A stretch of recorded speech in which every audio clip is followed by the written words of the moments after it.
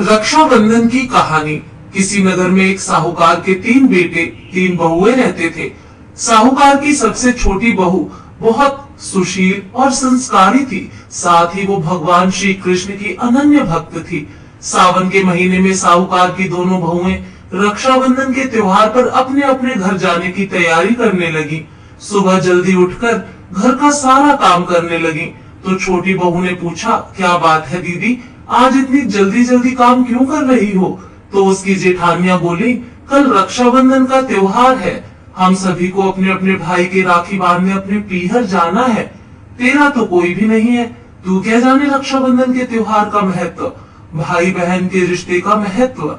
छोटी बहू को ये बातें बहुत बुरी लगी और वो भगवान श्री कृष्ण की प्रतिमा के समक्ष खड़ी होकर खूब रोई और बोली, यदि मेरा कोई भी होता तो आज मैं भी अपने पीहर जाती। अगले दिन रक्षाबंधन का त्योहार था। सुबह सुबह उसके घर उसके दूर के रिश्ते का एक भाई आया और आकर साहूकार से बोला, ये मेरी बहन है, मैं इसके दूर के रिश्ते का भाई हूँ और इसे रक्षाबंधन के त्योहार पर अपने साथ अपने घर ले जाने आया हूँ।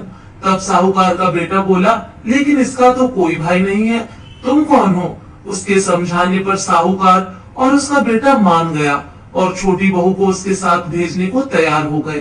परंतु छोटी बहू के पति के मन में कुछ शंका थी। वो बोला, आप इसे ले तो जाइए, परंतु इसे वापस लेने मैं खुद आऊंगा। ऐसा कहकर उन्होंने छोटी बहू को उसके भाई के साथ रवाना किया। रास्ते में चलते चलते छोटी बहू ने अपने भाई से कहा, भैया तुम इतने सालों तक कहाँ थे और पहले मुझसे रक्षाबंधन पर कभी राखी बंधवाने क्यों नहीं आए? तो उसका भाई बोला, बहन मैं 7 समुंदर पार परदेश में कमाने गया था। अब वे दोनों अपने घर पहुँचे तो घर में भाभी ने अपनी ननद का स्वागत किया, खूब आओ भगत करी। फिर उन्होंने रक्षाबंधन का त्योहार मनाया। ऐसे ही हंसी खुशी समय बीत गया। एक दिन छोटी बहू का पति उसे लेने उसके घर आया। महल जैसा घर और ऐशो आराम देखकर वो चकित रह गया। भाई और भाभी ने उसकी खूब आओ भगत करी। अगले दिन सुबह सुबह भाई और भाभी ने उसे उसके घर के लिए रवाना किया। विदा करते समय उसे खूब सोना चांदी हीरे जवाहरात दिए। थोड़ी दूर जाने पर छोटी बहू का पति बोला, अरे मैं गलती से अपना कुर्ता वहीं भूल आया हूँ। तब वह बोली, कोई बात नहीं, आपका कुर्ता तो पुराना था, इतनी दूर वापस जाएंगे तो घर पहुँचते पहुँचते अंधेरा हो जाएगा।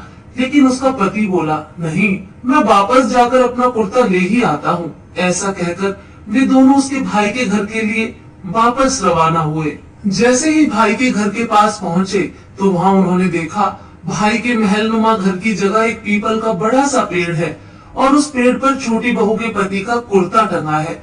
ये देखकर वह बहुत नाराज हुआ और अपनी पत्नी से बोला, ये क्या काला जादू है? कौन था वो जो तेरा भाई बनकर तुझे यहाँ लेकर आया था? मुझे तो शुरू से ही शक था, इसीलिए मैं तुझे लेने आया था, बता कौन था वो? ऐसा कहकर वो छोटी बहू को मारने लगा। इतने में तेज प्रकाश के साथ भगवान श्री कृष्ण वहां स्वयं प्रकट हुए और बोले, मत मारो इसे, ये मेरी बहन है। हर साल रक्षाबंधन के त्योहार पर ये मुझे राखी बांधती आई है और अब मैंने इसका भाई होने का फर्ज निभाया है। इसे मैंने अपनी बहन माना है। छोटी बहू और उसका पति हाथ जोड़कर श्री कृष्ण के चरणों में गिर गए। जय श्री कृष्ण।